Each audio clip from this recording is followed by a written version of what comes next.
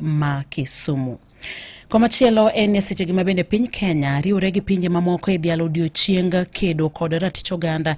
Riwruok mabende kedo ne ratich oganda e weche mag thieth kod chike wacho ni kwan mar lipode mag nek dhi nyime gi medore pacho kae ka jatatije ka riwruogno Wangeshi Kahuria oyango ni jo Kenya 97 ne onegi gi obila e higani ka 18 to ne otho e tesende obila.